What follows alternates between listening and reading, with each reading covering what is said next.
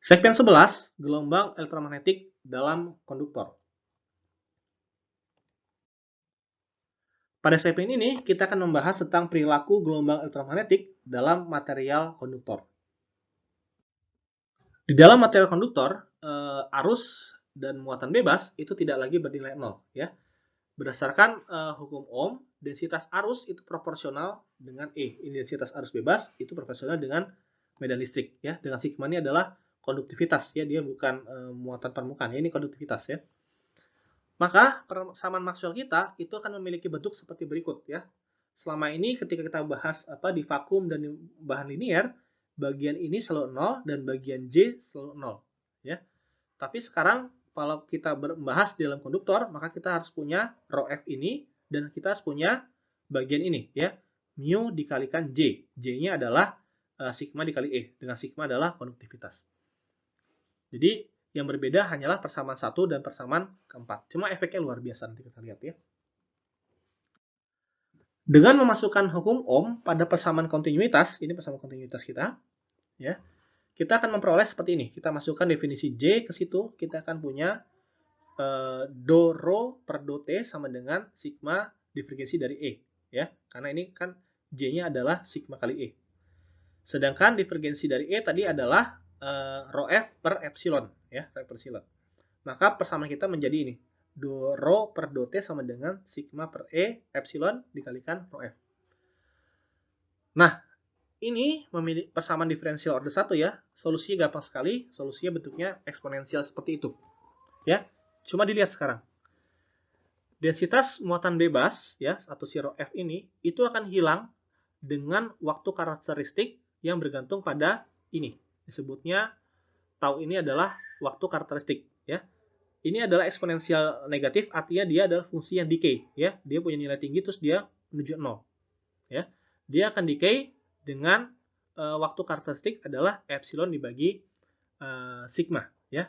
Jadi nilai tau ini mengukur seberapa baik performa dari suatu konduktor. Ya, makin besar sigmanya, maka dia makin cepat hilang si muatan permukaan ini. Jadi pada konduktor yang sempurna, nilai sigmanya adalah tak hingga, maka taunya sama dengan 0 ya. Jadi dia pasti hilang.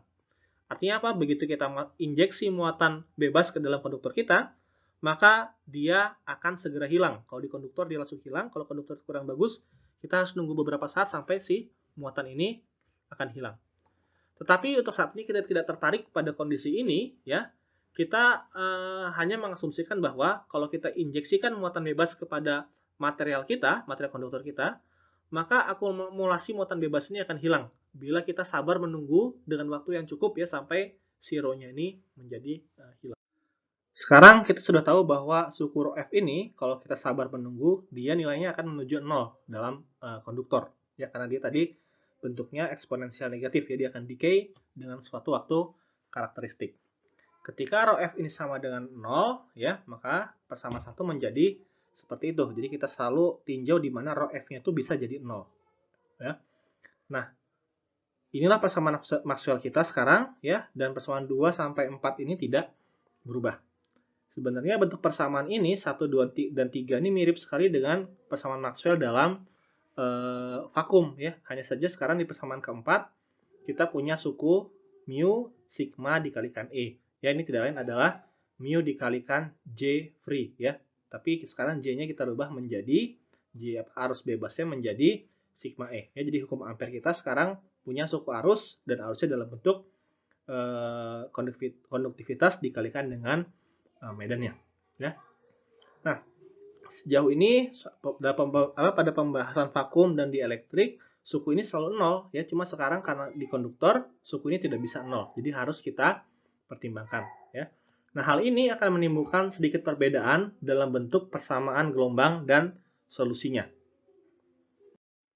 Nah, ini adalah persamaan gelombang kita ketika suku arus tadi tidak 0 ya. Jadi kalau kita lakukan tahapan yang sama seperti pada segmen 3 pada persamaan Maxwell kita tadi yang punya suku arus ya atau ya suku ini, itu kita akan mendapatkan persamaan seperti ini untuk E dan untuk B ya. Dulu waktu di vakum karena arusnya 0, maka kita hanya punya suku ini yang kiri dan suku pertama, ya. Tapi begitu arusnya ada, maka kita akan punya suku ekstra seperti ini ya yang muncul karena arus Jadi kita punya ekstrak seperti ini. Dengan sigma adalah konduktivitas.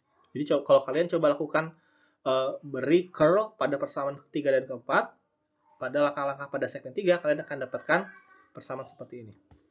Nah, jadi perbedaannya dengan persamaan gelombang dalam vakum adalah suku terakhir ini, ya suku terakhir ini disebut sebagai seperti suku damping, ya. Jadi yang pertama kedua adalah gelombangnya, ini adalah suku dampingnya, redamannya.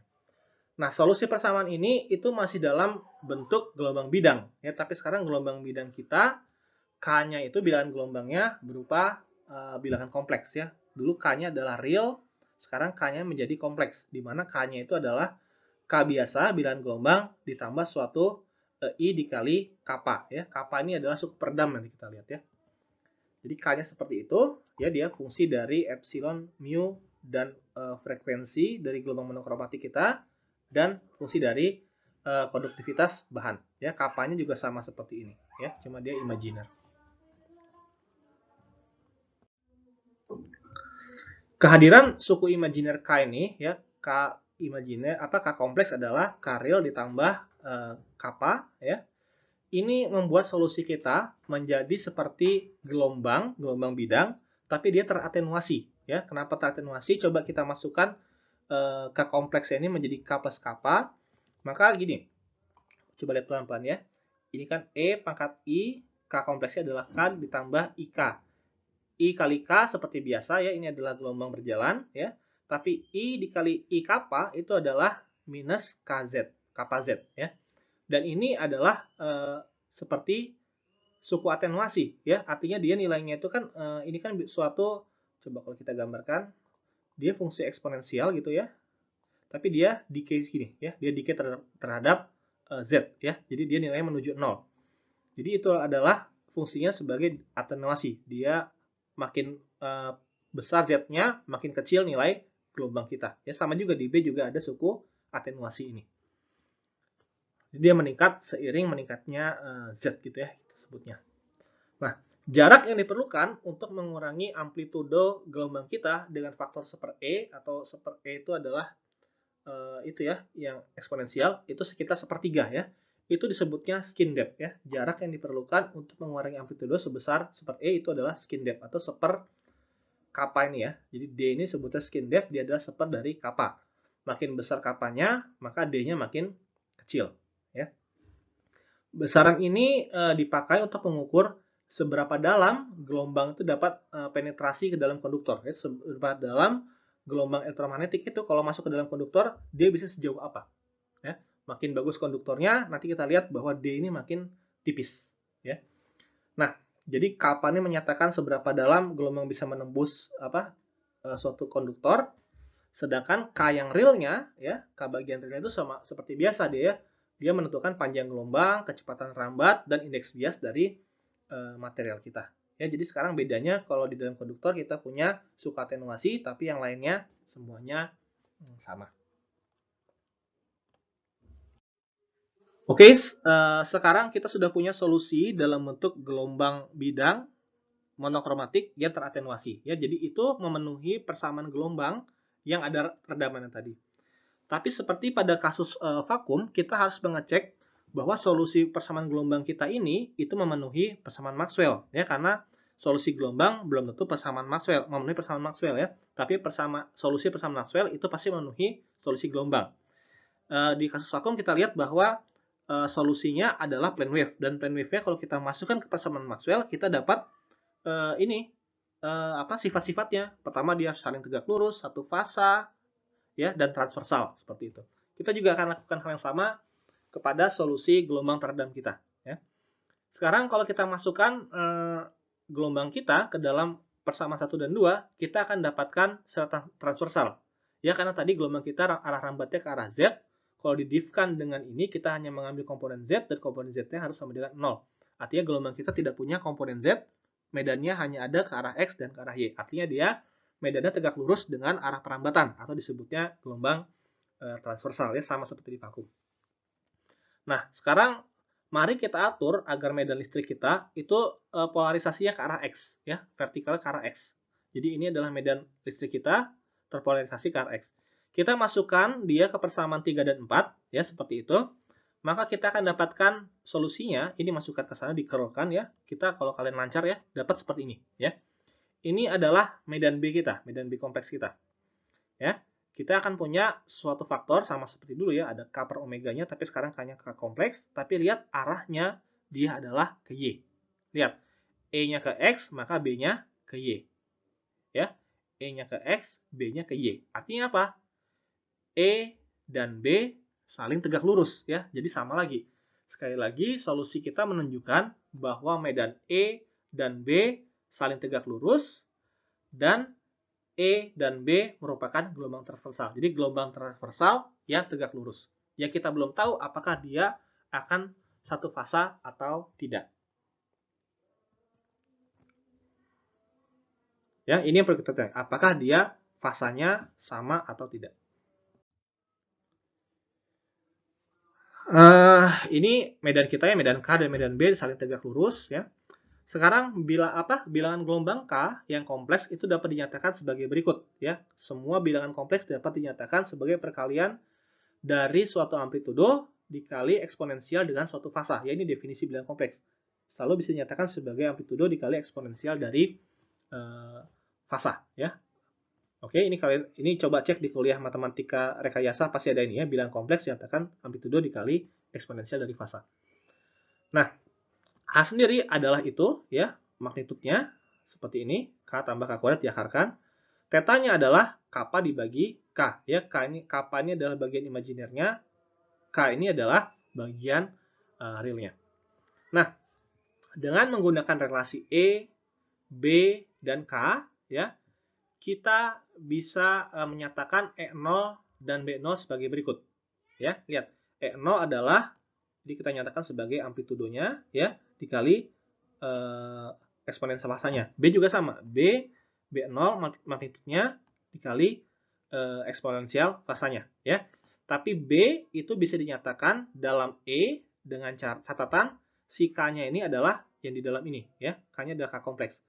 Maka kalau K-nya ini kita nyatakan sebagai A kali eksponensial IV ya, ini fasanya, maka B0 ini adalah itu ya, E kalikan sigmanya sama dengan K kompleks dibagi omega. K kompleksnya adalah A dikali eksponensial ini ya, ada eksponensial dibagi omega, dikalikan bagian E-nya, E dikali fasanya ya. Sekarang terlihat ya, bahwa medan E dan B tidak satu fasa ya, meskipun masih tegak lurus. Beda fasanya apa? Beda fasa antara E dan B adalah si theta ini ya. Kalau dengan kasus vakum kita tidak punya suku EIV ini ya. Kita cuma ada K dibagi omega, tapi sekarang karena K-nya kompleks ya, kita punya, ini kan K-nya kompleks, kita punya ekstra fasa ya. Artinya B dan E itu punya delta fasa sebesar V, meskipun dia masih saling tegak lurus ya. Jadi kesimpulan kita, ini bisa kita gambar seperti ini ya. Ini adalah gelombang E kita, gelombang B kita, dan relasi B dan E seperti ini, tapi ada ekstra fasanya. Artinya apa sekarang? E dan B masih gelombang transversal ya. Ini arah rambatnya ke sana. E dan B masih tegak lurus, tapi sekarang E dan B dia punya beda fasa ya. Beda fasanya bergantung pada macam-macam ya. Pada permitivitas, permeabilitas, pada sigma, dan pada frekuensinya ya. Sehingga kita lihat bahwa semakin besar kappa ini ya, maka gelombang kita akan semakin teratenuasi. Jadi kita lihat gelombang kita masih tegak lurus ya, punya beda fasa transversal, tapi dia dikalikan dengan eksponensial minus kappa ini. Artinya dia punya suku decay ya. Jadi lama kelamaan si gelombang ini akan hilang ya. Dia adalah gelombang yang teratenuasi pada medan B dan medan E-nya ya. Jadi semakin besar nilai kappa, semakin cepat dia decay-nya ya. Tentu saja ini berkaitan dengan yang namanya tadi skin depth ya. Skin depth adalah 1 per kappa. Seperti itu. Ya, yang sudah kita bahas tadi di beberapa slide sebelumnya. Sehingga semakin besar nilai kapanya, skin depth-nya semakin tipis. Semakin cepat gelombang hilang di dalam permukaan konduktif ya, konduktor. Semakin besar konduktivitasnya, si sigmanya makin besar, semakin besar juga nilai kappa ya. Artinya konduktor yang sempurna itu kan sigmanya tak hingga ya, maka dia akan memiliki skin depth yang sangat-sangat kecil ya. Atau kalau yang perfect konduktor ya D-nya ini jadi 0 gitu ya. Nah, pada segmen selanjutnya kita akan membahas mengenai refleksi gelombang yang seperti ini ya pada permukaan konduktor. Jadi kita punya gelombang dari suatu material linear masuk ke konduktor, dia kan jadi teratenuasi. Kita akan lihat dia pemantulannya akan jadi seperti apa.